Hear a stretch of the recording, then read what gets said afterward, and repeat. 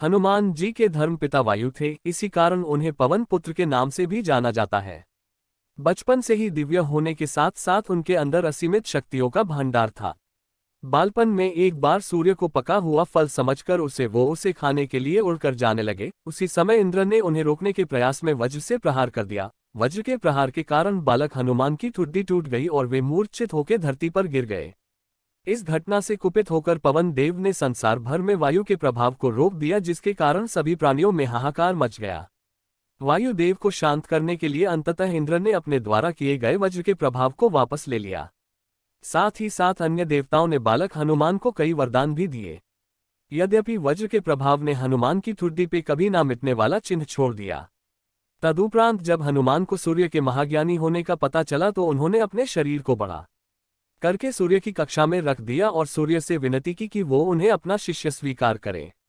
मगर सूर्य ने उनका अनुरोध ये कहकर अस्वीकार कर दिया कि चूंकि वो अपने कर्म स्वरूप सदैव अपने रथ पे भ्रमण करते रहते हैं, अतः हनुमान प्रभावपूर्ण तरीके से शिक्षा ग्रहण नहीं कर पाएंगे। सूर्य देव की बातों से विचलित हुए बिना हनुमान ने अपने शरीर को और बड़ा करके अपने एक पैर को पूर्वी छोर पे और दूसरे पैर को पश्चिमी छोर पे रखकर पुनः सूर्य देव से विनती की और अंततः हनुमान के दृढ़ता से प्रसन्न होकर सूर्य ने उन्हें अपना शिष्य स्वीकार कर लिया। तदुपरांत हनुमान ने सूर्य देव के साथ निरंतर भ्रमण करके अपनी शिक्षा ग्रहण की।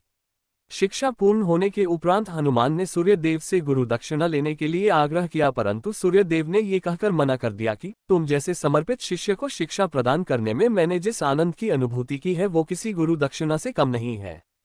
परंतु हनुमान के पुनः आग्रह करने पर सूर्य देव ने गुरु दक्षिणा स्वरूप हनुमान को सुग्रीव धर्मपुत्र सूर्य की सहायता करने की आज्ञा दे दी।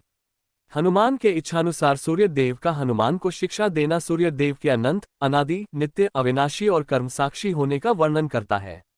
हनुमान जी बालपन में बहुत नटखट थे। वो अपने इस स्वभाव से साधु संतों को सता देते थे।